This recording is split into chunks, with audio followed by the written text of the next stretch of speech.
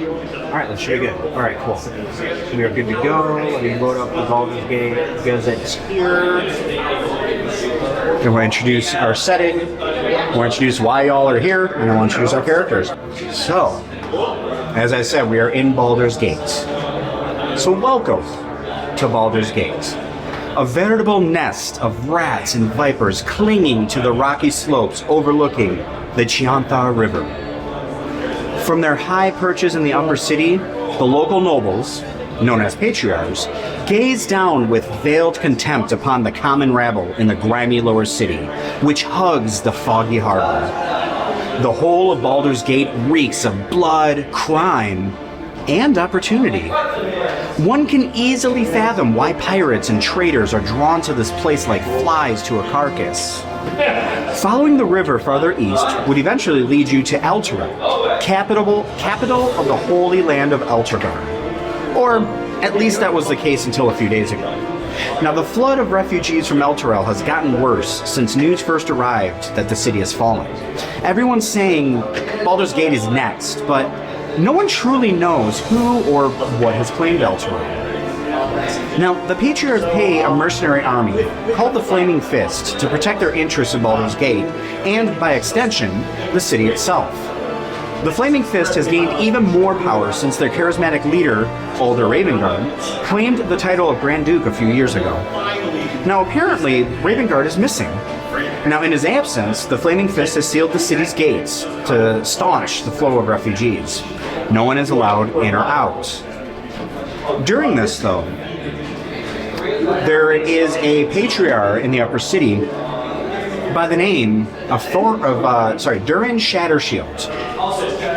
Now, Durin is a descendant, of course, of the original Baldur's Gate Shattershields, the ones who literally helped build the wall around Baldur's Gate.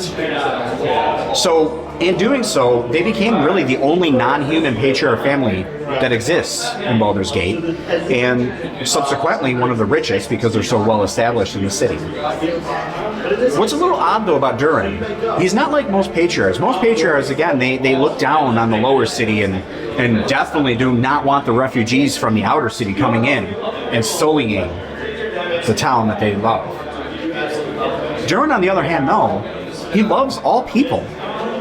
And he does what he possibly can to help everyone. So much so that there's been times that he's actually hired a certain individual to, well, rob him of certain goods to pass along to the outer city, so that way he can provide donations without getting caught and losing some of his social stature. Kind of in the veil of this, though, Durin has been getting a little bit older in age. And as such, his birthday has come up. And he decides to have a big celebration.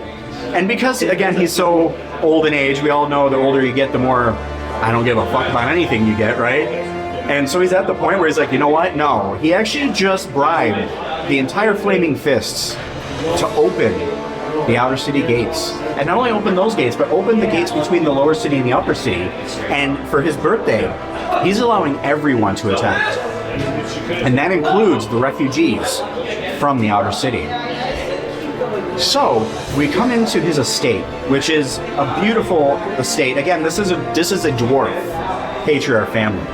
So they built their estate from the ground up with dwarven tools and dwarven stone, dwarven forges.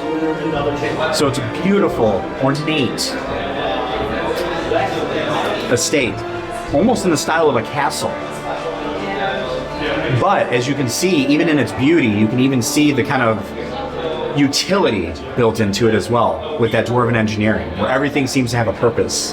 You know, even the jeweled door handles tend to be a little bit sturdier than your normal door handles, right? So even though it's more gorgeous, it still has a purpose. And him opening up his doors, the entire estate is filled just with jovial laughter and mixing and mingling between different classes and statures and races all over the place. And it just seems to be a true, well, melting pot. And in the center of it all is Durin, of course. But at his table, there are a select few of his honored guests. And that's who we are meeting today. his honored guests. We'll start with Thistle Thorogood, who is lovingly played by the DM. Now, Thistle Thorogood grew up in Baldur's Gate as well. He's got a little bit of a unique past. So, as an infant, Thistle was dropped off at a guild entrance. And at this guild entrance, this basket, which simply had a note attached to it, to the baby. And it read, "Hopefully this pays off our debts."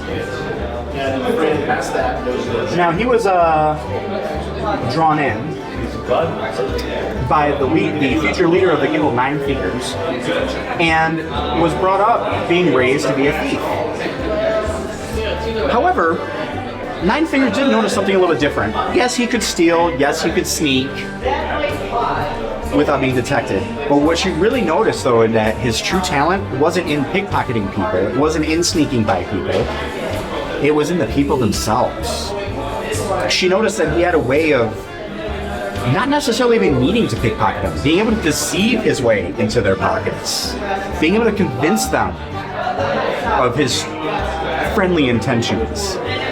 And as such, they willingly gave up their coin purses to him. So his silver tongue made him very confident. However, his confidence did betray him once. He was also so well versed in disguise that when he got conscripted to steal a certain hammer from the Shattershields, a hammer that was said to put in the final rivet right into the wall, it might have some magical properties to it, and the guild wanted it. So Thistle, instead of just trying to sneak in the dead of the night, disguised himself as a member of the staff. And it was so convincing that even the Major Domo was convinced that he hired this man to be a member.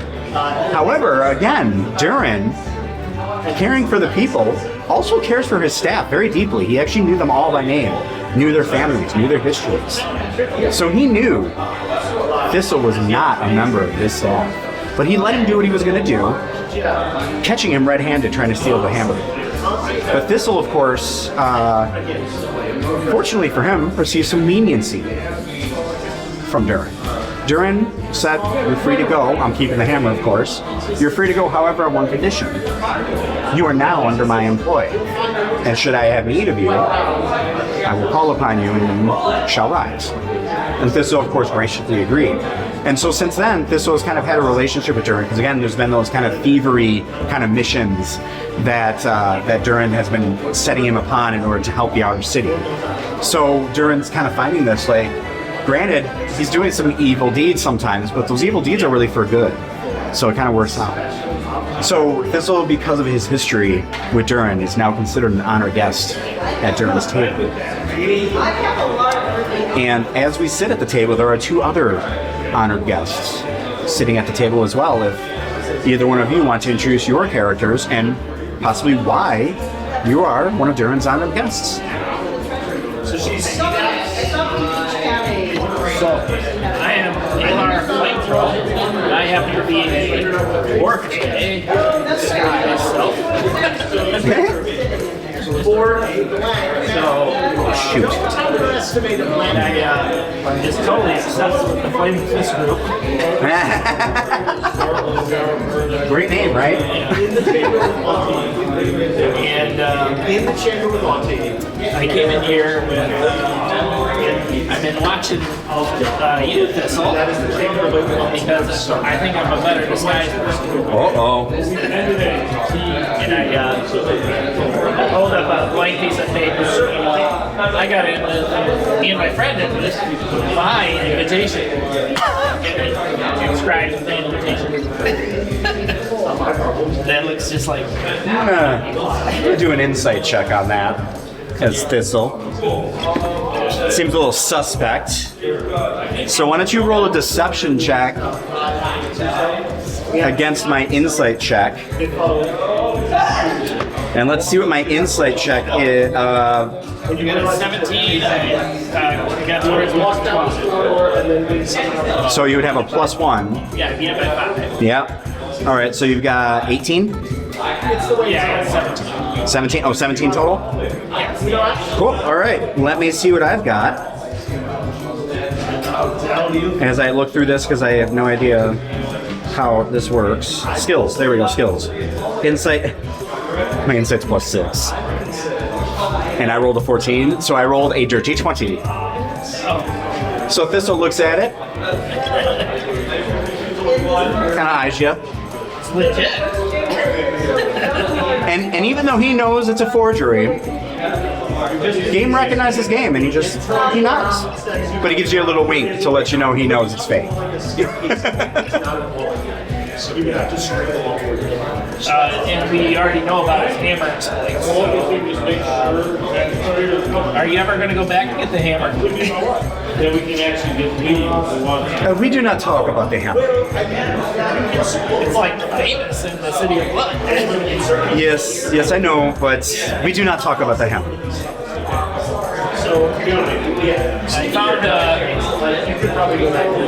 I found an innkeeper over there with some scrolls that had the story of your hammer exploits in the City of Blood, so I burned the hotel. The whole hotel. And came here to meet you with my invite. With my friend Dr. Melskin. Dr. Metalskin. It's a little on nose considering it's a Warforged.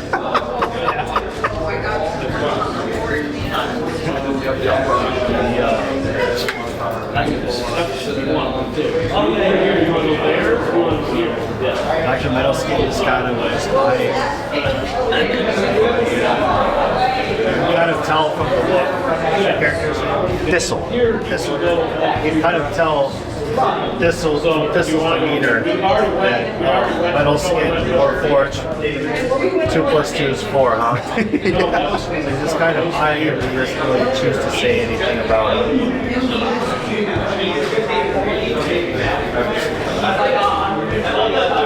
This was just gonna kind of look and like, okay.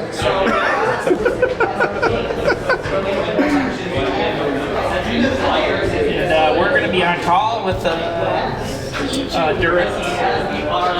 We're going to be on call with Durin, or whatever, to perform services for with Thistle thoroughly. Yeah. Yeah, I mean, Thistle definitely, he's always looking for new people to work with. And, obviously in the nature of the work, you got to rotate people throughout just to make sure, people don't catch on, because the Flaming Fists are always, a few steps behind. Can't let them catch up, so. But we don't know what Thistle's going to be part of our team. Right? Should be. We'll see. We don't know what's happening. We're just here for a party right now. We're here for a birthday party. And so as we're all kind of hanging out, we're kind of mingling, getting to know each other. Durin's at the center here. As you look around, you see, again, jovialness everywhere. It's beautiful because, again, in Baldur's Gate, it's usually pretty segregated. You've got the rich don't mingle with the poor, except on occasion when they, decide to mingle with the rabble at the Elf Song Tavern, the dive bar in Baldur's Gate, right? But for the most part, there's no mingling. Here, it's been jovial, a lot of mingling, everything, except for, if you look over, why don't we let's all roll a perception check to see if we see something here. Oh, yeah. This I ain't seen. 25? Okay. Yeah, 20 plus 4. Dirty 20 and a 25. Okay. So Thistle doesn't clock this because he's in his own little la la land. He's probably talking to Durin right now and figuring out there's a new deal going on. But you two are able to clock this. As you're looking around, you see joy everywhere except for you stop over into a corner. Kind of a darker corner. There's a table, a couple chairs. Sitting alone, almost as if the corner is dark because of his demeanor at the time. You can see, and you would know who this is from, or this would know, and anybody who's actually dealt with the Shattershields in the past would know that this is Durin's son, Thorin Shattershield. And he's sitting there brooding. Like, it's clear he ain't having the best of times right now. But again, everything else is just joyful, having fun. You've got the serving staff are coming by, passing out different meads and ales and other liquors around. But then you also notice that some of them are having, a little some search themselves. But again, Durin doesn't seem to mind. He's actually telling them to do it. He's like, yeah, everybody join in. Everybody's just having a good time. Except for Thorin, which is interesting. And he's related to who? So Thorin is the son of Durin. Son of Durin. Yeah, Durin's the father. He's the birthday. Durin's the birthday man. We already know he's Do we already know what? We already know he's the son. Yeah. So anybody who knows the Shattershields or who's worked with the Shattershields or had to study up on them, like you would have had to know at least a working knowledge in order to even draft that invitation as effectively as you did. So you would have known kind of the history, just enough to know that that's his son. You don't know like the dynamics and all that. This would know a little bit from the job that he's done with Durin, but most of the time people just know that that's his son. So I'll nudge Thistle out of this conversation and go, everybody is having fun here except for Thorin up there. Oh. Something has got him down today. Yes. Well, people had assumed that this wasn't just going to be a birthday party because Durin, he's getting pretty up there in age, as we know. People thought that this was also going to be his retirement announcement, and that Thorin was going to be taking over as the head patriar of the family. Yes. However, Durin has changed his mind, and he is still going to be continuing in his duties. And so that did not sit well with Thorin, of course. He had some plans with the Council of Four. There's been a lot of things happen. So We should probably keep an eye on this guy. He's gonna be trouble. and of course now Thistle does clock it finally because you pointed it out. He says, "Oh, yes." It is not good when he is upset.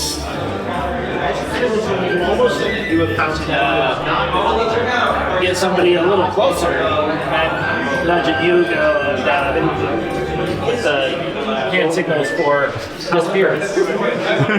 As I guess invisibility. Send you over to introduce and recontact the Thorin guy, especially if somebody approaches him. We're going to keep an eye on him. So, well, he's over there threatening. I'll eventually going to talk to somebody, get you up close, and then you can listen to what's going on. So Tempe, I'm thinking we'll do cake when the girls get here. Cake when the girls get here. Cool. Are you enthralled yet? Yes. By the story.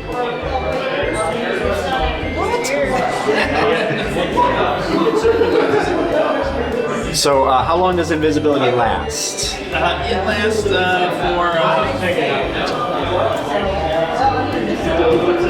an hour. An hour? Okay. Cool. But we're waiting until we're keeping a side eye on this guy until somebody approaches him. So he's going to have uncomfortable discussions with somebody because he's threatening all about something. Very possible, yeah. And we're going to go get a DMed. I usually don't do the invisible things. I sit in here and smoke lamps all the time. And we're going to send Dr. Metal Scan, who's going to clank over there. But it's a noisy fight. Oh, yeah. For sure. That you can just hover around and listen to what kind of conversations you get to do it. Sure. But we're watching, waiting. So, And my more forced me into a state is kind of like sleep, but not really. I'm fully conscious and I can hear everything. But I'll do that so I make sure I don't make any noise. Oh, so yeah, almost like a statue. Cool. So I figure everybody will notice this all is like high society, so he's probably be noticed that he's disappeared. Yeah. It's weird now. Alright, totally legit. Anyway. Wow. So we rebel. Party with the rest of the people, not get wasted. Yeah. Are we gonna be trying to pretend to drink or? All right. And I can fill up some minor illusion glasses, stuff. Yeah. There you go. Because I have special illusion stuff that has sounds and everything else, so actually it doesn't bring the taste of wine. Gotcha. So as we're kind of hanging out, we're kind of keeping an eye on Thorin, and during it, not too many people approach him. You know, a couple of the wait staff come up and you know, kind of get him a drink, and all you hear is just like random little acknowledgement grunts of anything. I will say though, obviously closer up, you can see a little bit more of like what he's wearing and a little bit more of how he looks. He's of course another dwarf. Whereas though, kind of describing Durin, we'll describe Durin as well. Yes, he's definitely high society, but you can definitely tell that he's got dwarven roots. Like he's still very much rooted in that kind of like forged, you know, kind of mentality of, or you know, building and engineering and such. So he's still very hardy. He still has, you know, a big beard, although it is a little more intricately braided.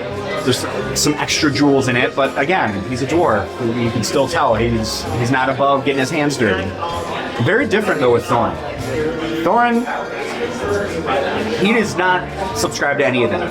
He actually has a very trimmed beard. He doesn't let it grow. It's actually trimmed down. His hair is neatly kind of tucked back into a bun, almost like you utilitarian, almost like very tightly wound, where it looks like it's got to be getting on the head, or maybe pulling the scalp off, right? You know, it's that tight, you know. And whereas Durin is wearing, you know, still kind of almost like, I wouldn't say necessarily armor, but almost like a leather work kind of makeshift, not, you know, kind of almost like a half armor is the best way I can describe it, right? It's still like a dress style garment, but it does have the workings of leather armor kind of woven within it, right? So still kind of has that purpose to it.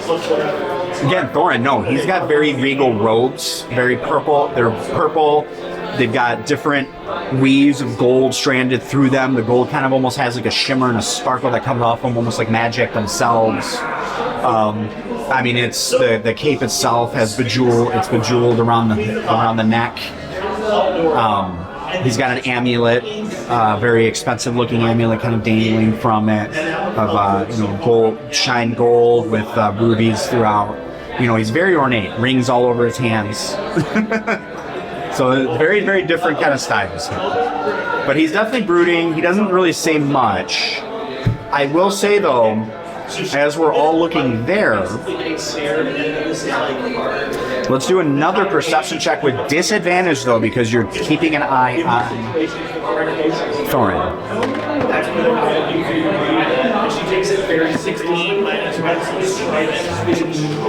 Oh, my second roll was a 4. My second roll was 8. Yeah.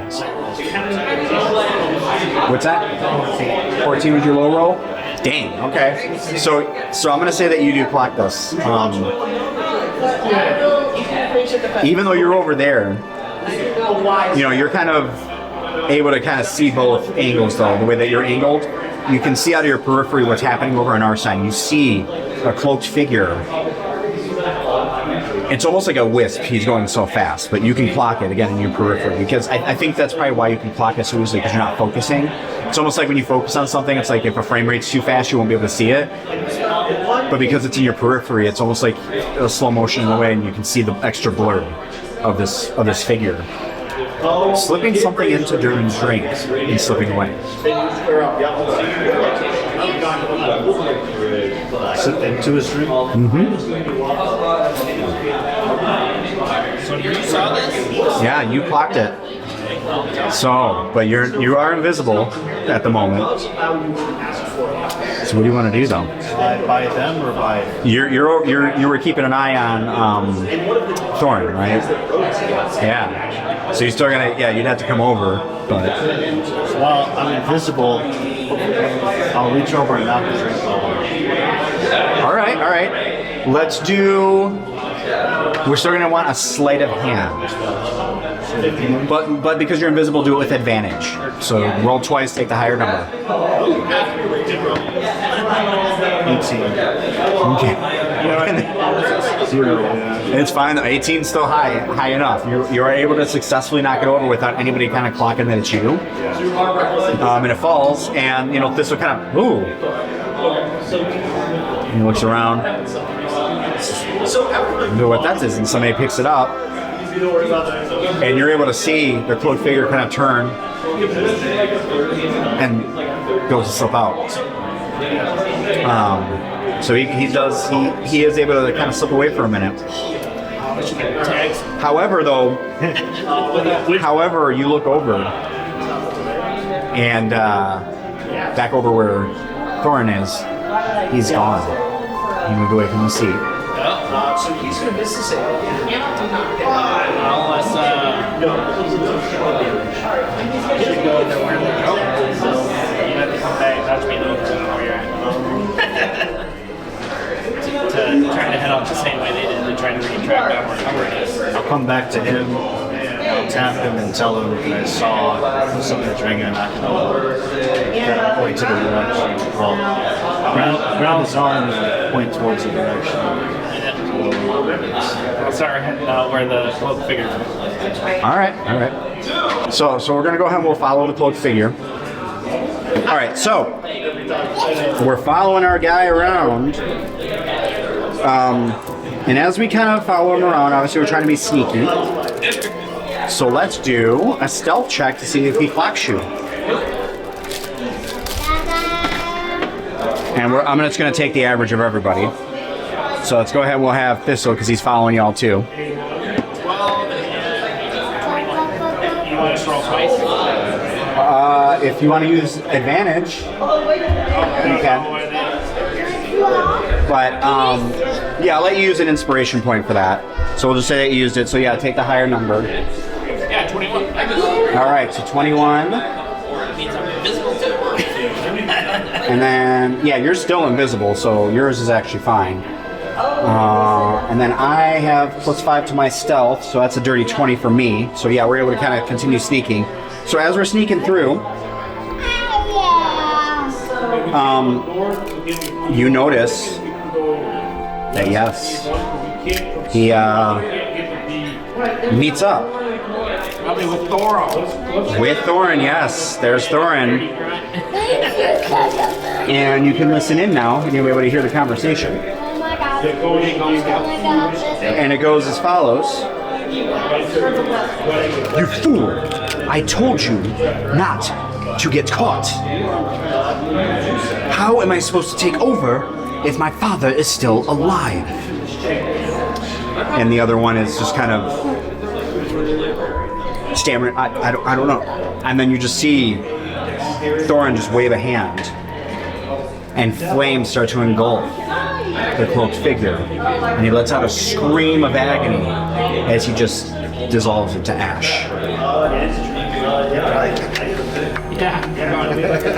I need that power. I'm not close enough though. His body. And you see Thorin start to walk away.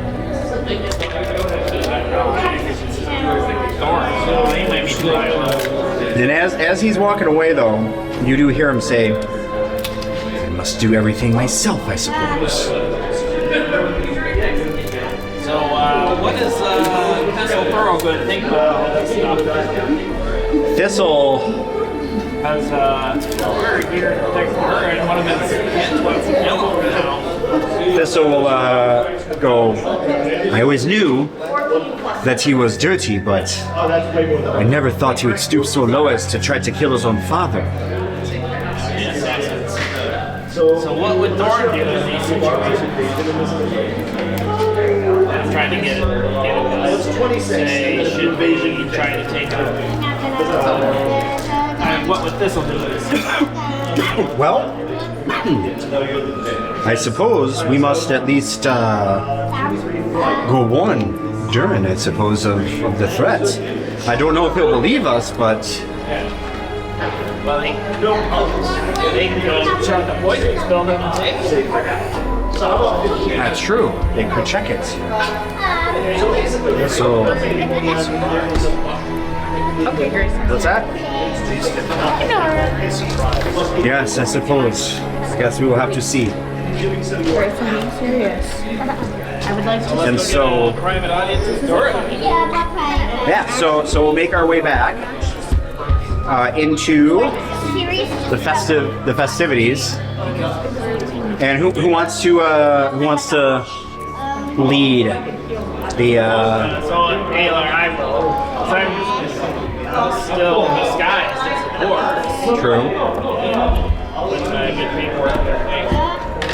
And then I'll go, I'll have tall Thorin and Dr. Metalskin hang out behind me here.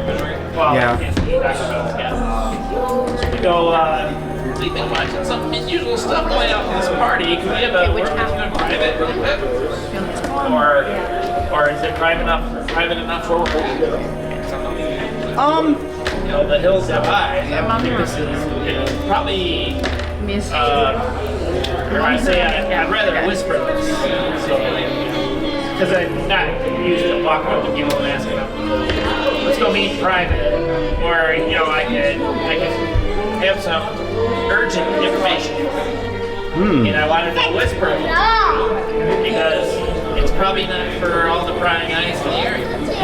Oh, well, that sounds kind of interesting. But it's, Oh, well. And he'll look over at Thistle for a second because he knows Thistle, and Thistle just kind of nod and say, "Very well." yeah, I'll lean in and tell them that all right, we saw some nefarious activities related to Thorin's jealousy. And we saw him send an assassin to poison your wine, and he tipped over the glass before you could drink it. Discreetly. Without being noticed. And the table here is covered in this poison drink that was destined to be targeted. Let's see. Thorin met the assassin inside.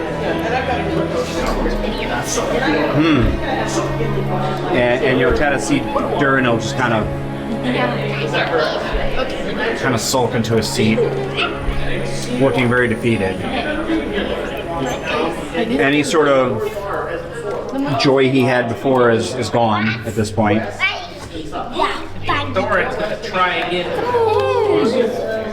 He said he's going to take matters Well, I say let's have him try.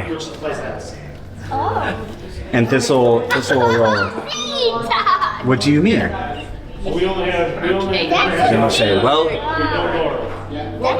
I think maybe we should end this party soon. And then once it's over, maybe I should retire to my bedchamber. Except maybe this time I want to be alone. I have ways of becoming a decoy. Whoa. I can watch from a distance. Ooh, that's actually a good idea. There you go. All right. I'm liking this. I'm actually not all that heavy for you. It's simple wizard tricks, but effective if you're not Have you expecting. heard about Punch the Monkey? Wait, are you saying you are not a fellow dwarf? Punch the Monkey. I am He's in a zoo. I'm a tiefling.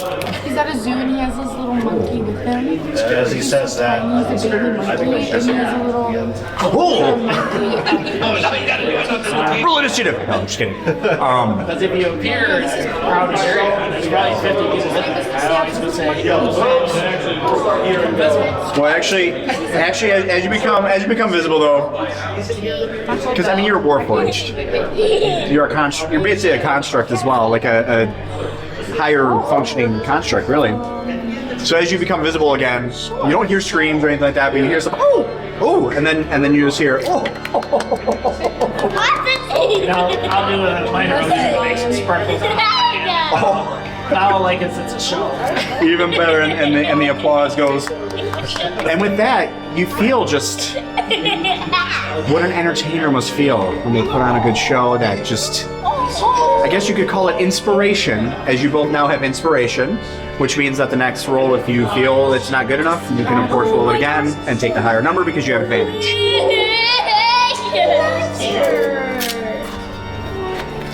So I think that that's actually a really good idea. That we will have you disguise yourself as Durin, and we'll just have Durin safely away, right? So, you know, the night goes on for a little bit longer. Obviously, he doesn't want to end it too soon because that would be suspicious. So he lets it go on just a little bit longer, and then of course, eventually, he makes a speech, and at the end he says, "Now, you may all be wondering if this was a retirement party. I'm here to say, I will never retire."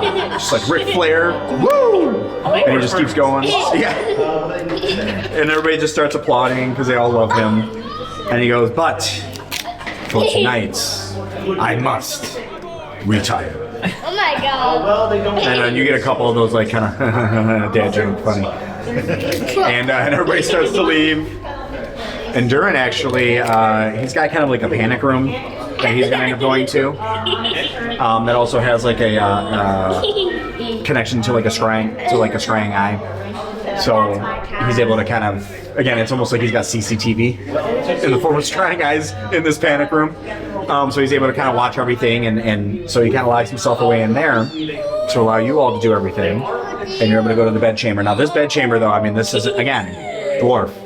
These stone buildings. This ain't no regular bedchamber. I mean, this thing is, I mean, it's almost the size of a freaking ballroom. This is how big this place is, right? This bedchamber. So you've got plenty of area to work with. But you were saying that you'd want to disguise yourself as. Disguise myself as Durin sleep here. Okay. With a disguise which lasts an hour. This is what Bobby does. How big is Bobby So though? there's, I don't know. But I don't know. I was saying like Thorin almost would need to Winnie? stick around. Probably be intelligent. Like, is he almost the size of Winnie? Grace Norris is I don't yes. have anything of He's just a baby. some alarm bells or anything. I don't know. That way I can All right. It's like that thing with the Eat it up. you turn the rocket up out of the sewer. He's eating it up, isn't he? So it's like maybe I'll He's a king for real. set a wine glass by the door so if they come in through the doorway. Why does he look like a girl? If somebody He opens doesn't. the door. And then I'll Those are cats. do the more deeper disguise of the They're hairless spell. cats. That was not my cat. Otherwise, I'm just wearing this extra thing. Well, no, this is like they can stay like that forever. They're hairless cats. So they're always hairless. What are we gonna do about you? I'm guessing you might maybe just want to set yourself up as a statue then. But Okay. I'm a penguin. All right. And then Thistle just, I mean, he's a rogue. He's probably just gonna try to find a shadow to kind of skulk in. He's got actually, it's kind of cool. Like he actually has an artificer friend. You'll notice this because he's kind of testing everything out before we start this, right? Because we're all kind of prepping in the bedchamber. What's in And you'll notice him kind of playing with his tools of his trade. And he had an artificer friend who designed these hidden blades, kind of like Assassin's Creed, except he didn't have to chop off his pinky. But he's got like these Assassin's Creed style hidden blades that he's able to kind of flip out and out But you notice as he does this, the blades come out. But as he flips and he goes like this, out pop 2 hand crossbows. So he's able to have that as well. So he's got a double thing going on. It's pretty sweet. This artificer is awesome. Yeah, pretty much. And funny you should mention that because the artificer was actually a grung. So it's not drow, but it was a grung. So actually those arrows and the daggers themselves have little vials of poison that he can infuse into them. It's pretty sweet. So he's kind of playing with those and messing around, and he's kind of hidden. And for a while, nothing's happening. You know, it's kind of a normal Wait, what? night. It says rather humans and modern. But then you start to hear the door just crack ever so slightly. Just a little tiny beam of candlelight drawing in. We're all Why did the wine glass across the floor? And the door, yeah, and the door shuts, and you hear nothing for a time. I'm trying to shut it out of the 3 this time. Yep. And you're in bed, right? Like making door Sleeping. Yeah, sleeping. Yeah, it's like Ferris Bueller's Day Off. You got the recording. Yeah.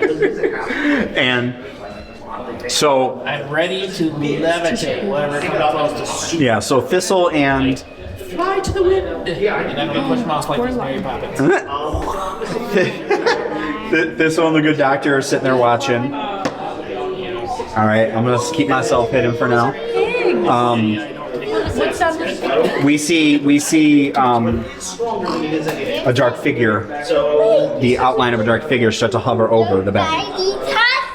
And you're sleeping, and you see a hand raise, and a faint glow start to reach them.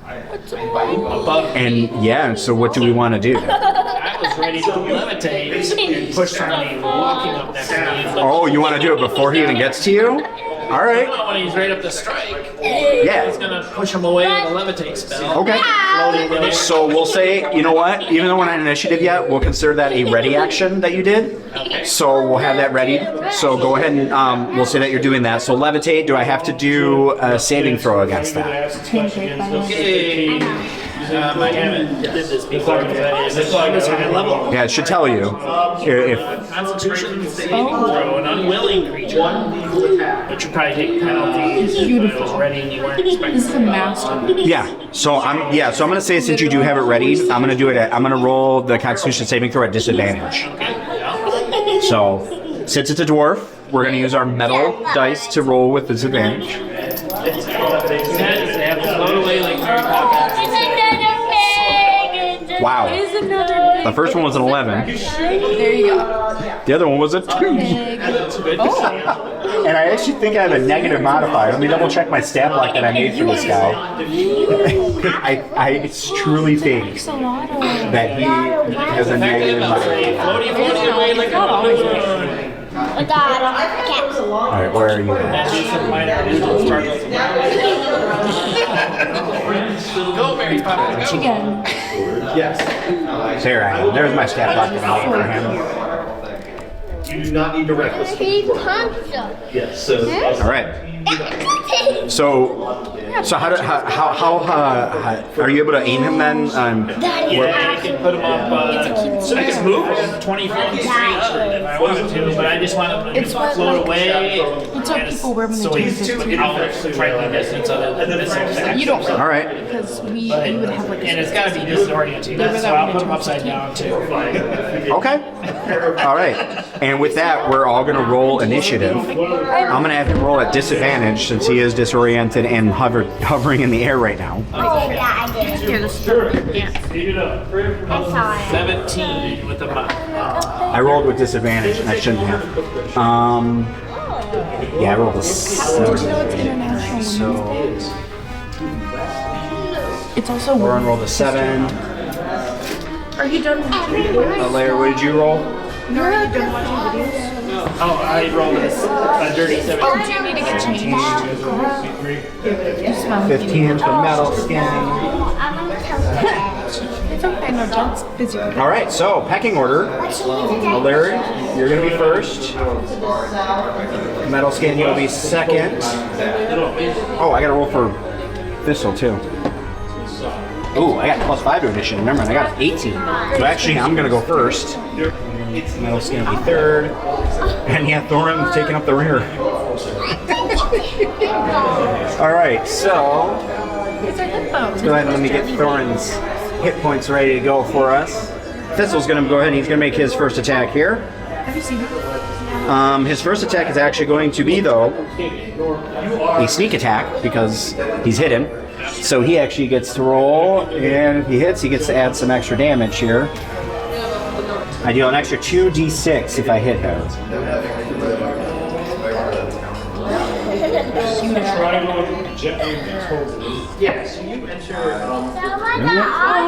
The otter's name is so All right, so second roll is... He's coming from the shadows, so he gets advantage. We were in D3. I said back to C4. Okay, so... Actions, there we are. Okay. Up to +5, so that's a 17. So yeah, so he's going to do a sneak attack with a 17. How many legs However, does it have on that? If we go to A4, as the first arrow goes through, so we go to B. We should have discussed plans before, because we don't want to kill this guy, Durin's kid. We don't want to jail him with some duel. So I'm going to try to talk him for my turn. yeah. So as he's going to do this, though, it goes there, and even though he's hanging upside down, he has the wherewithal to cast shield. And so you see this aura of blue kind of surround him.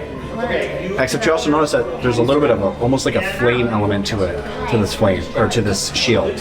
Almost like a hellish kind of feel. As the arrow just kind of singes off of it. So this will check himself with his other hand crossbow he's going to use. But he's like, nope, he's going to try anyway, and he's going to try again with his other hand crossbow. He used to take us back to we go check the cell. That one will hit, though, even with shield. That's a 24. Okay, that'll help my story. That's me, my friend Willow. Because I'm going to say, Un- feel the pain in your back. You're outnumbered. You should surrender now. Right? Unfortunately, he doesn't get the sneak attack on that one now, because, you know, that was his action. But that's alright, because he gets... That's alright. Oh, no, because he gets 1d6 plus 3. So we'll do 1d6 plus 3 damage. And that'll be max damage, 9. So he gets 9 piercing damage. And that will be Thistle's turn. As a Larry, you're up. So on mine, I'll release my disguise and try to reason with Thorin to surrender. Alright. Because you're outnumbered, you're upside down, floating about as a balloon. Floating about as a balloon. You know, they say you got the best balloons here in America. The best. You feel the sharp pain in your back? It's the sharpest pain. You never felt it before. Yes. Trying to convince him that he's busted. He should. Your father's watching from the same place. Let us do then an intimidation check to see how well that works. Intimidation. Yes. 21. Nat 20. Nat 20, so that's a crit.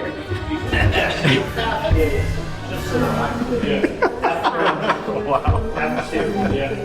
That's why I got this orange dice up. So, They tested Thorin, obviously it's not his turn, so we can't do anything right now, but I will tell you that you are so effective at your intimidation check that Thorin actually does now have the condition of frightened. And so, I kind of nudge you to follow and play. Try to intimidate me. yeah, and Still so, got an action. I don't know if he's frightened, he's not doing it. so a frightened creature, so this is, a frightened creature will have disadvantages on ability checks and attack rolls, while the line of fear is within sight, and I cannot willingly move closer to you. So I don't know if he still wants to fight you now, or we're going to try to bludgeon him down. Well, I was a statue against the wall, but now I've come to life and I'm looking at him and coming towards him. So that's going to be scary too. So it's Also 6'5". nudging this giant metal statue to come to life. Diaper change. We started marching towards him. So, I'm sorry, what was it you were doing then? I was mentioning the thought. I just throws a frozen statue against the wall. Yes. He taps me and I come to life. Why not my Because he's a dwarf, I'm probably like twice his height. Oh, yeah. So I'm thinking. And then what do you want to do with your turn? I'm gonna have my warhammer out and I'm gonna try to From what? Melly? Oh, maybe not. It's not something you can get. Tries to tap his hammer out of his hand and he just misses his hand. Yeah, you're not able to get him. You're so obviously like having the instruction like, oh, we're not trying to kill him. I think you may have like overestimated how light you needed to do to not like kill him, and so you're not able to hit him just because you're trying to pull it too far, right? So that would be a miss. Anything else you'd like to do with your turn? I've heard the song. I just want to see if what happens after we tell them to you're busted. There's no home. We just shot you back through your field. No, it's not. And yeah, a giant metal statue. Rip the shit out of you. Don't you know? I don't know. Talk about that.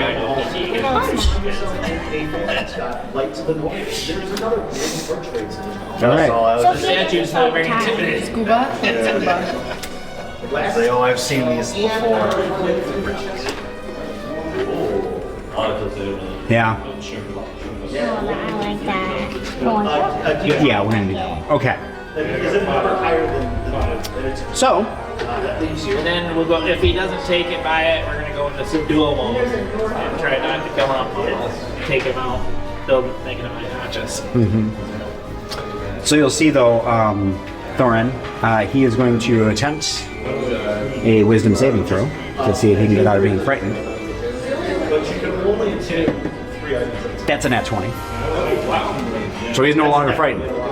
And you see, I'm still hovering though. So that'd be a Constitution saving throw, but he can't do that just yet. But he's still hovering.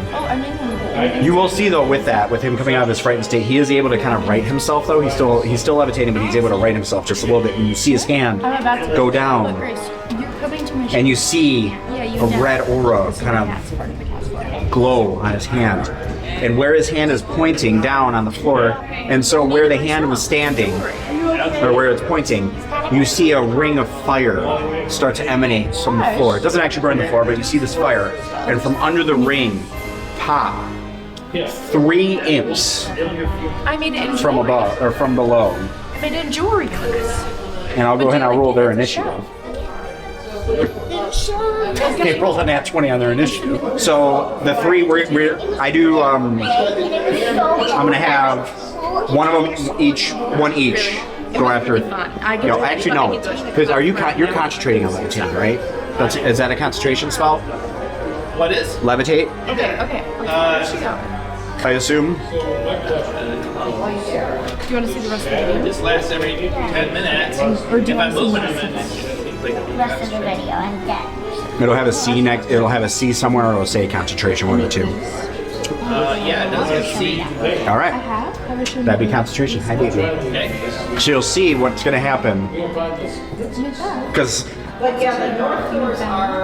two of the imps are actually going to both go for you. Anyways, let's finish watching the video. Okay, I'm in it. I'm going to shake my head and send him to the ceiling. Grace, you're making me do you want to sit in the chair? They're both going to miss. And with that, the third one's going to try though. Grace, this is uncomfortable for me. The third one will go after you with a dirty 20 to hit. Okay, yeah, that probably hits me. Size 13. Perfect. So as the imp comes, he's going to kind of, from his tail, it's going to kind of swing in and kind of go to stab you as he does a sting attack.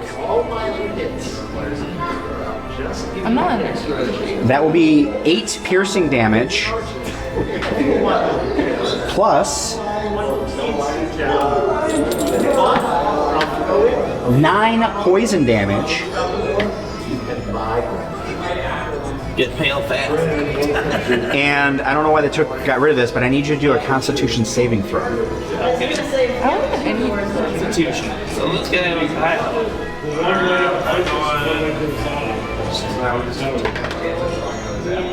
11. And, well, I gotta roll above a 15. Or, no, we gotta roll below 15. I don't know how many constitutions they can come for. I think it starts over at the point of the Oh, it resets it. Yeah, just as modifier.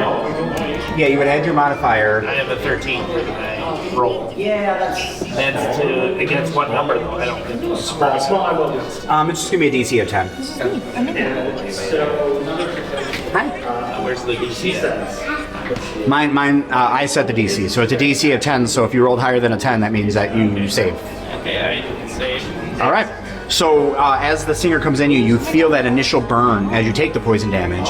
So you feel that poison start to hit your veins, but your constitution, your body, just because of that kind of tiefling, kind of infernal nature that you have, it's able to kind of resist that poison. And all the fire in your body is kind of so hot that it almost boils the poison away, and you're okay.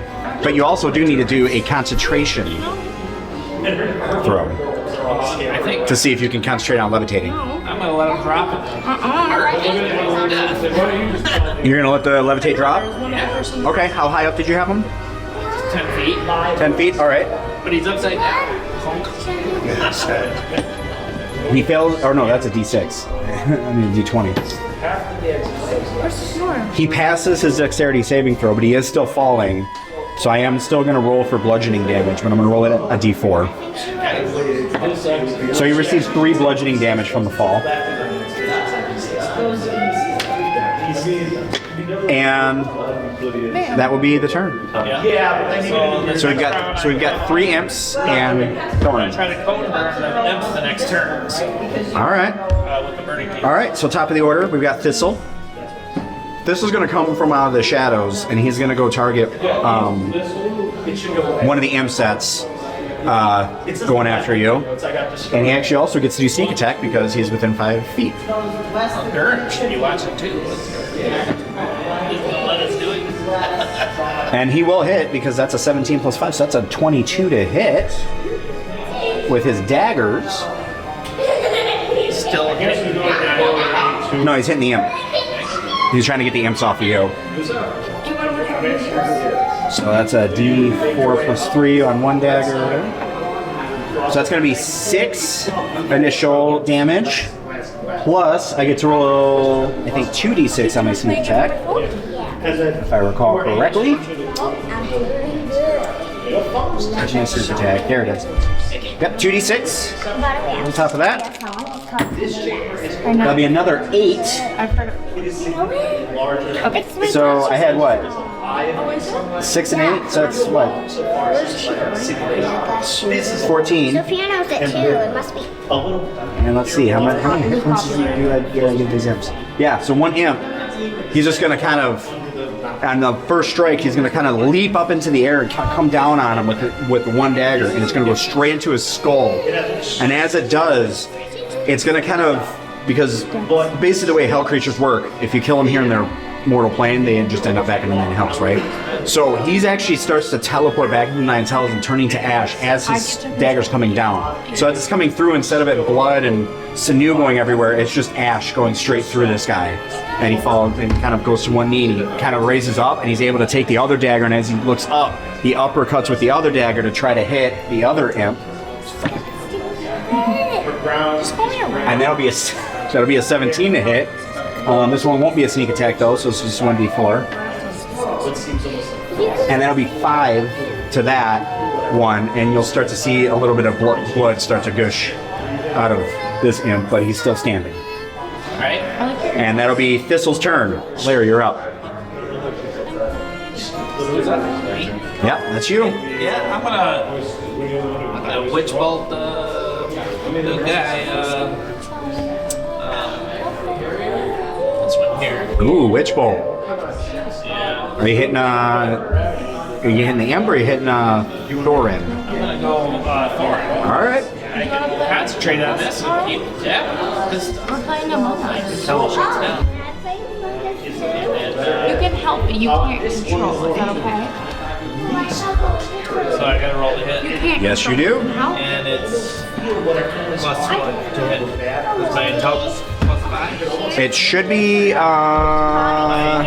usually it's intelligence. Mine said spell attack. So Yeah, oh, +7, then yeah, that would be your spell attack. It's usually what your spell DC is at as well, but yeah. So I got 19 to hit. 19 will hit, except That's electrical for 5d12. Except what you'll notice though is just like almost like with the shield where you saw the blue sphere though with that kind of fiery glow. You see him as it's coming wave his hand, and as you wave his hand, you see that blue glow for just a split second. But now it's not a regular shield though, because you see a shimmer and it changes to a dark blood Oh my red gosh, yeah. as he chooses Yeah. to not let that hit him. Okay. Yeah.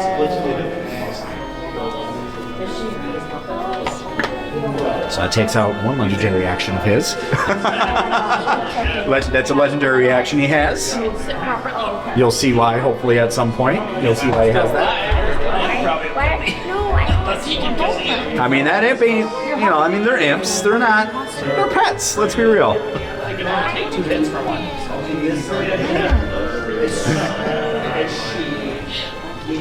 My turn. You've got one imp down, one imp that's bleeding, which means he's bloodied, so that's half. That means that he has half the hit points now left. And then you've got one that's still fully up. You see me dragging one leg, throwing electricity all over the place. Yeah. And you do see Thorin block that somehow. Hit the one that's 4 health. All right. I'll read everything to you so we can try and Get 2 attacks, right? Yeah. Yeah, if he wants to use his bonus action, yeah. The first hit's gonna be better not. 23. Oh yeah, that'll hit. Let's do the other roll now. It's still 15. 15.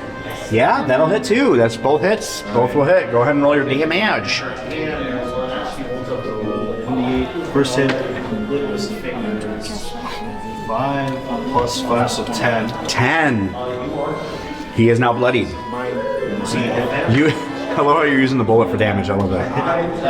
I thought about that earlier. Yeah. 7. 7. So that's 17 total. So you get him, and he's almost completely out. Like, I mean, he was floating just a little bit because he has the wings. He's now on his hands and knees, just bleeding everywhere. Bruises all over at this point. But he's still technically just barely there. So we got 2 of them are ready to be down for the count. I'm saying, ooh. And with that, Thorin is now up again. Or no, I'm sorry. No, it is Thorin, and then it'll be the imps. So Thorin is up, and Thorin.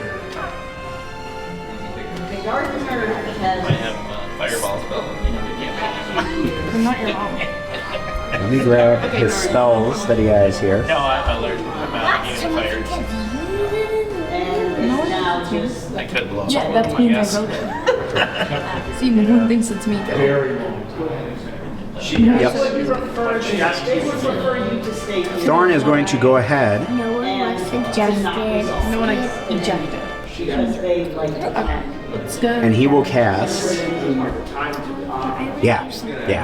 We're gonna do this. This is another little legendary thing he's got going on. You're gonna see both hands actually light up. You'll see fire coming from one hand, and on the left you'll see another piece of fire. This one though, standard firebolt. You would know. You're an expert on fire. Standard firebolt. He's holding it in his hand. This one though definitely has kind of more of a, almost like a profane kind of energy to it. Like it doesn't belong. Like he's not the one channeling it almost. So this is not a natural. I guess a magic fire is a natural fire to begin with, but you would know like magic feels natural to you, right? This does not feel like natural magic to you. In his left. So he goes to cast both of these, and one is going to shoot actually over towards Thistle. I want to use my inspiration action to try to catch it like a soccer ball. And Thistle will be able to dodge that one. He sees the fireball coming, but the other one just kind of shoots towards you. Well, maybe inspiration And back. the fan and magic. Do it again. And that will be my spellcast. Sure, don't worry. Double check my spellcast here. It'll be a 19 to hit. Watch it. All right. In the fire. Ba, ba, ba, ba. Oh, well then It's going up. you would feel 7 fire damage if you were not immune to fire. But you do, as you feel it hit you though, you still, this won't actually cause actual damage, but you do feel kind of a sharp pain hit you. Where it's like, wait a minute, I shouldn't be feeling anything, this is fire. But you feel a sharp pain almost as if like a hellish knife has pierced your heart. Do I take damage still? No, I'm gonna say that one doesn't actually do actual physical damage, just because mechanic-wise it missed, because he, didn't roll, or because you're immune to fire damage. But story-wise, you feel a little bit, yeah. So, top of the order would be the imps that are all bloody. The one that's on the ground, he's just gonna make a last-ditch effort towards you, and he's just gonna kind of try to claw at you.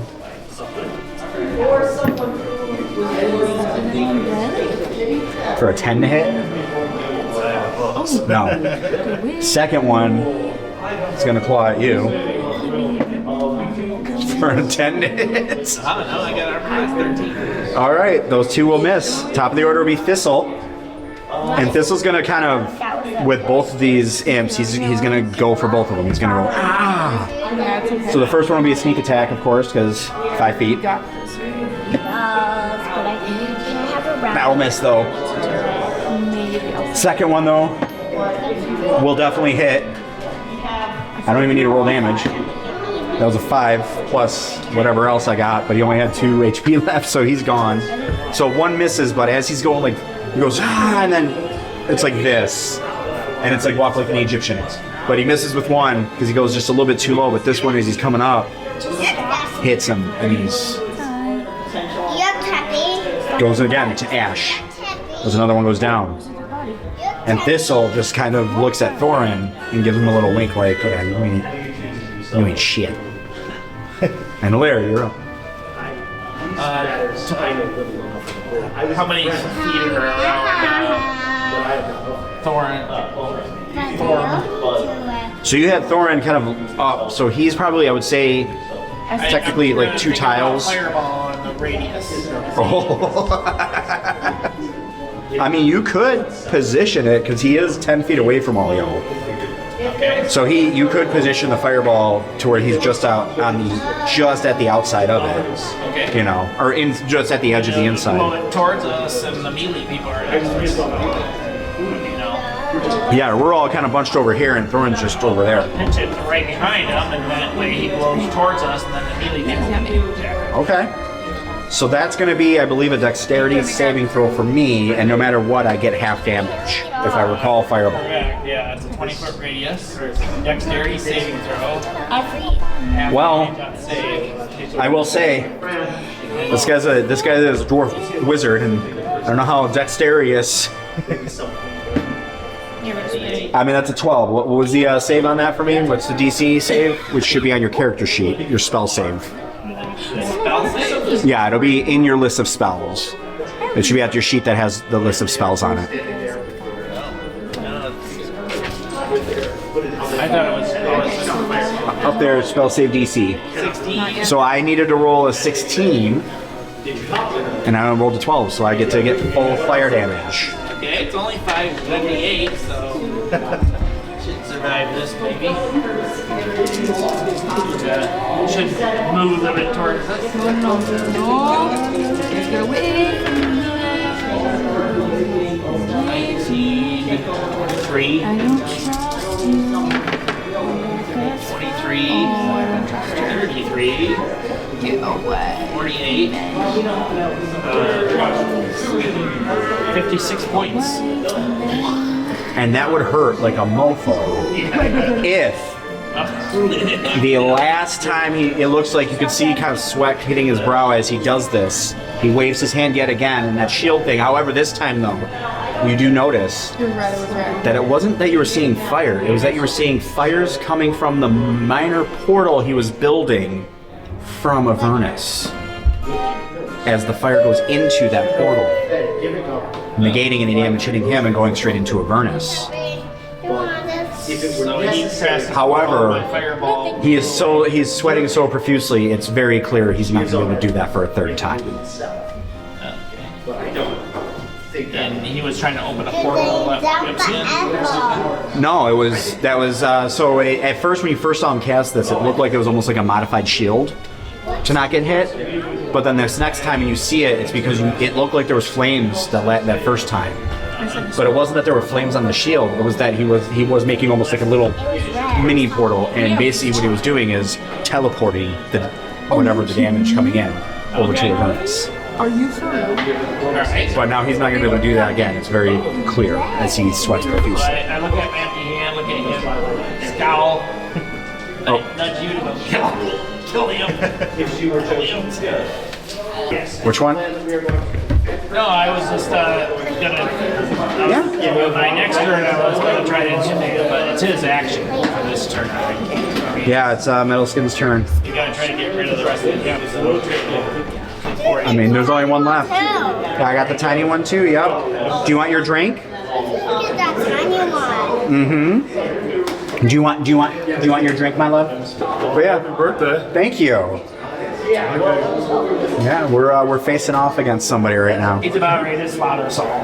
We'll see. Because he's brutal murderer characters.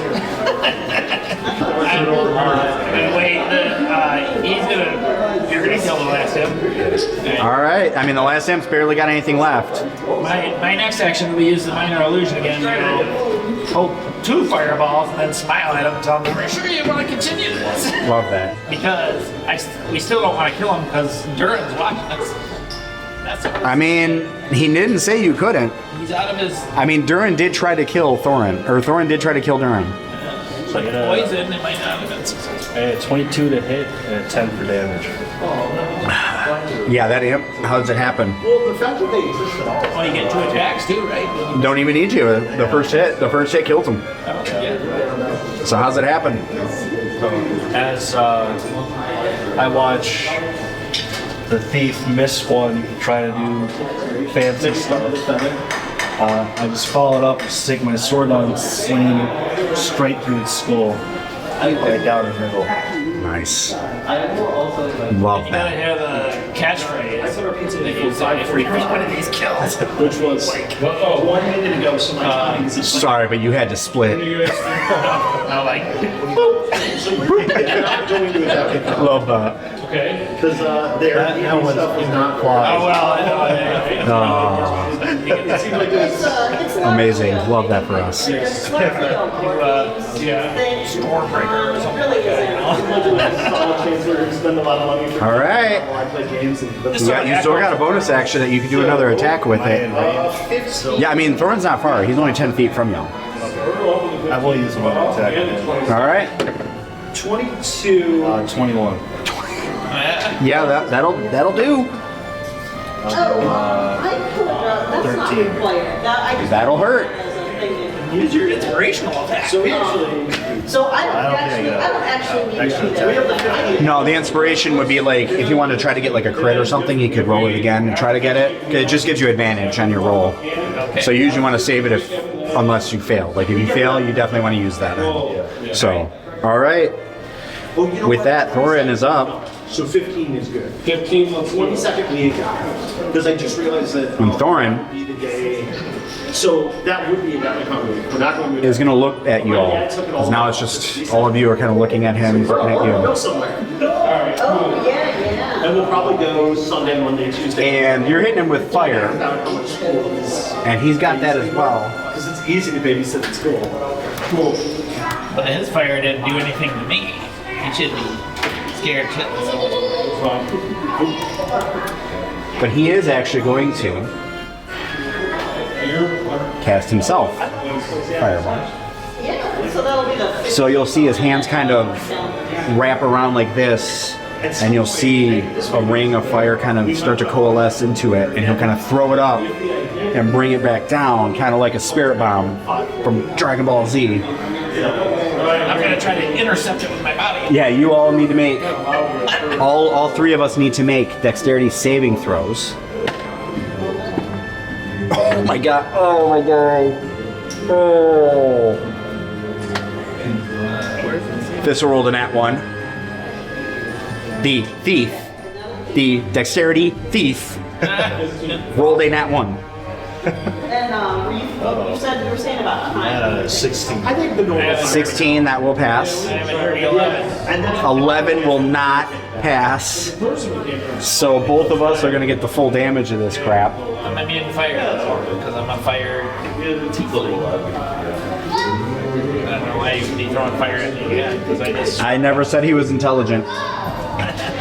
He is a dwarf. Actually, you know what? No. We're gonna do this at a 5th level spell. There it is. 5th level. So that will be 7 to everybody who failed. So Thistle and us will both take 7 damage. Trying to remember what HP Thistle's at. How much might I pass there? 3. Those who pass get half damage, so that'd be 3. So half damage rounded down would be 3.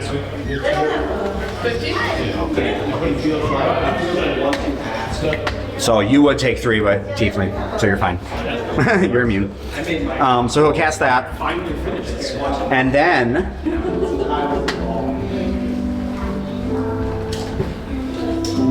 with his bonus action. Oh no, he can't do it because it's a verbal component. Never mind. He can't do that. I was gonna have him do something, but he can't because he can't cast 2 spells in 1 turn. All right, that'll be Thorin's turn, which means top of the order. Would be the imps, but you killed them. Okay. So Thistle's up. Thistle just got hurt.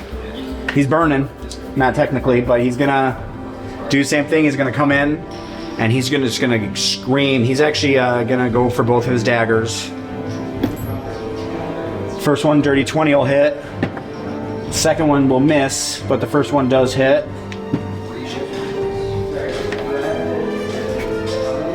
And it'll give him a whopping 9 damage. Piercing. He's still going though. Thorin is just feeling it, like he's whatever.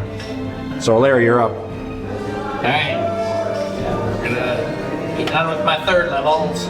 And I'm gonna power up him with haste. Ooh, nice! 2 actions in 1 turn. Double the attacks. So technically you'll have 3 attacks in this next turn. Because you'll have 2 actions to make attacks and then you still have your bonus action. Yeah.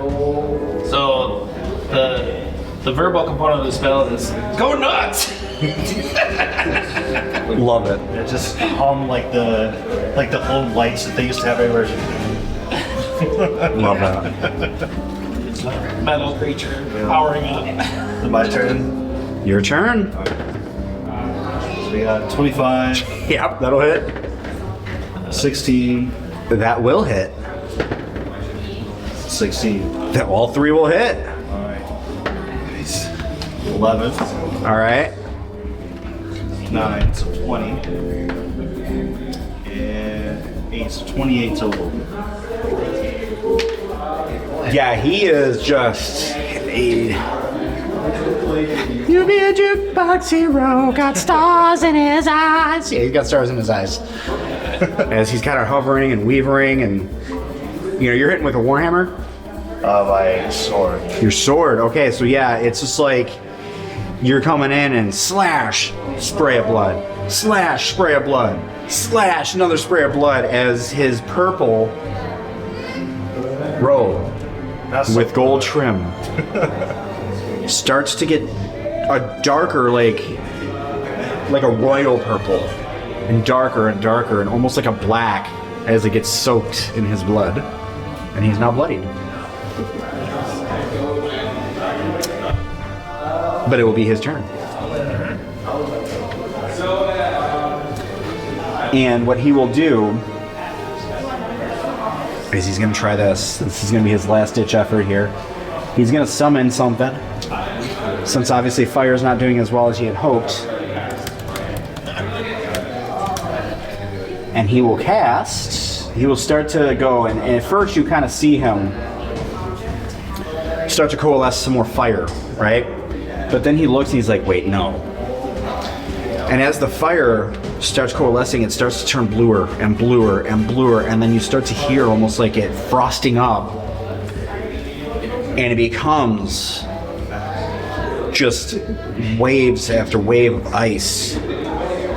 And he shoots it out, and as it shoots out, it starts to spread like this. And it's just this block of ice that starts to pass over as he casts Cone of Cold to hit you all. So you will now need to make actually a Constitution saving throw. Oh, And what's my spell save DC? oh no! Who wants to live? No, it's a 20. It's a 20. Oh, it's already an automatic 20. But I blew mine first. So, what did we roll? I rolled a dirty 4. Did you still have your inspiration? Well, Oh, I used it. about that, Yeah. But he used the 20 to keep his one out of the way. All right. He used the big 20. All right. So you're going to save. Oh my gosh, I'm so sorry. Yeah, I'm gonna freeze to death. I don't like It's very true. I don't even think I have enough dice. What level code is? That's 3. I don't know either. Is this a D8? Yeah, that's 4. I will just roll these twice. Get these all out of my way. Oh, shoot. Thistle has to roll 2. Crap. I forgot. Thistle's got to try to save. Do you not save either? No. Oh, you're gonna have to do it. Let's see. That's... Okay, that first roll is... So it's going to be 20.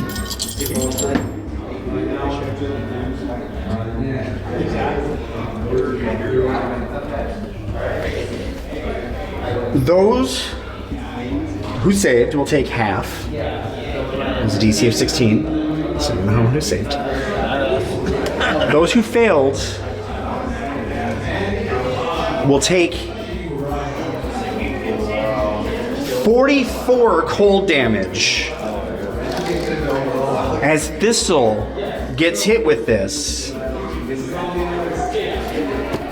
and he'll go to let out a scream, but as he goes to let it out, it'll just go, and a little bit of fog will come out as he stands there almost like, remember Frozen?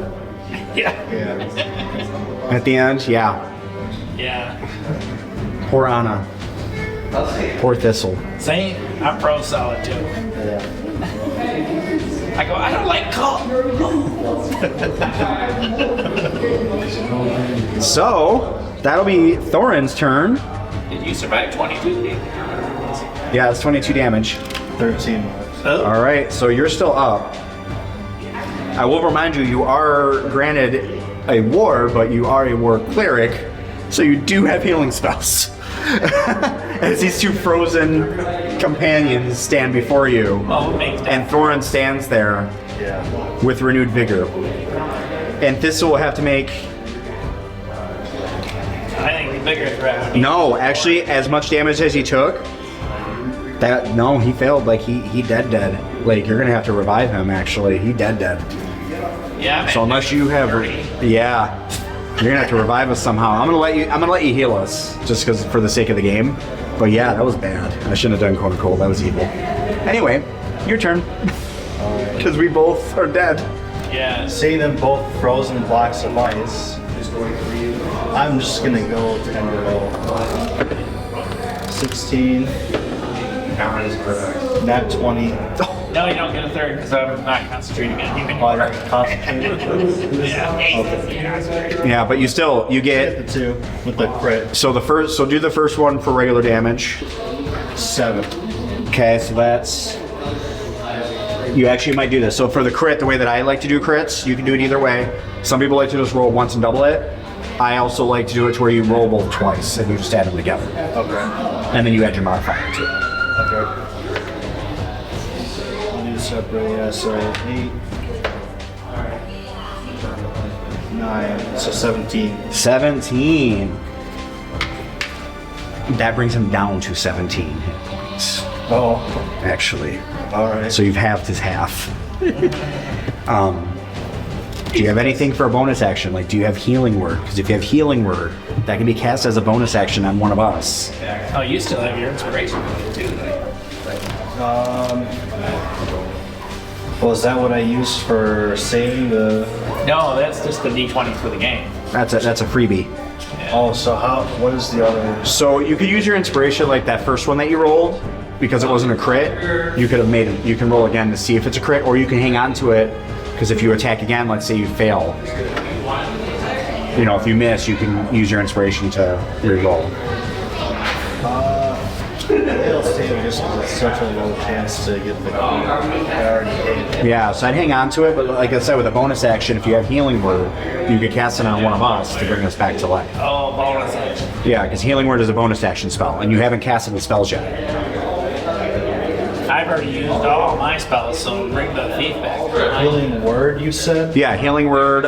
It should be like I think a 1d4 or not a 1d4, but like a 2 or 3d4 maybe. I have it, but it doesn't say what it does on this. Spell? I have it on the sheet, yeah. He doesn't know what the spell is.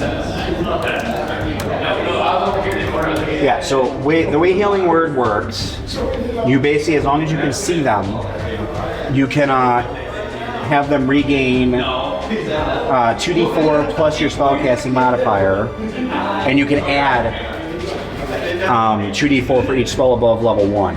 So depending on what level you want to cast it at.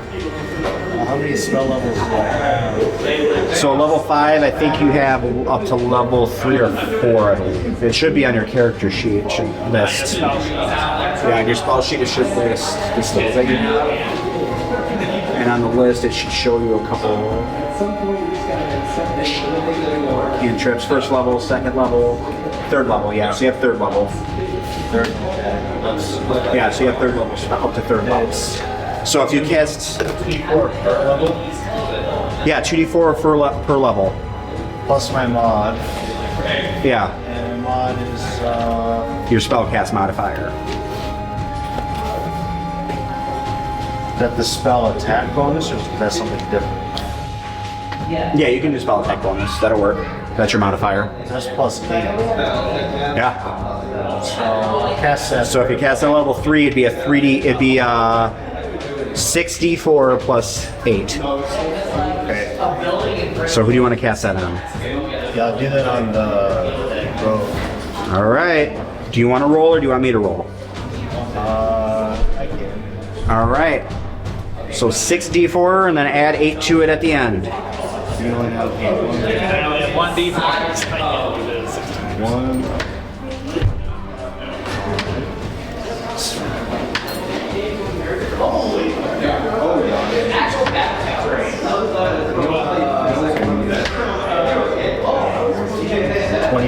22. Okay. So as you kind of start to say these healing words to him, you kind of see the snow start to crackle, or the ice start to crackle and melt as these words kind of almost warm up Thistle, and all the snow or all that goes away, and you just see him, and he just kind of looks at you and goes.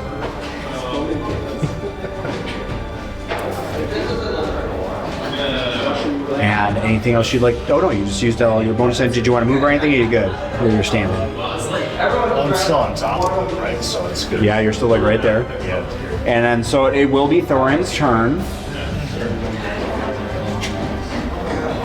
Bye. Whatever he does to you. Yeah, spells. I'm pretty close to being on And Thorin, solid. I mean, he's almost out of everything right here. Like he's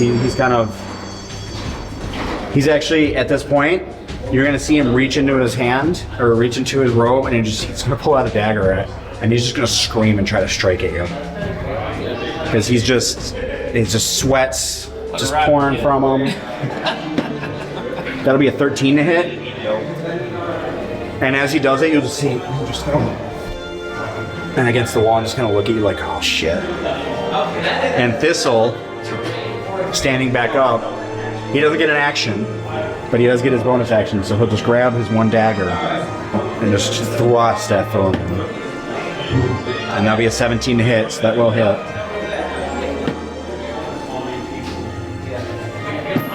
And that'll be 6. Thorin is down on it, and so he hits him in the neck, and it starts to bleed, and he's on his knees. And as we go to the top of the round, or as we're at the top of the round, you'll see Durin walk in, though. He'll see the scene. He'll look at Thistle doing that. Thistle will look over. He'll look at Thistle, and then he'll look at you, kind of recognize that you're probably going to be the next one up to do anything, and he'll just kind of nod, like...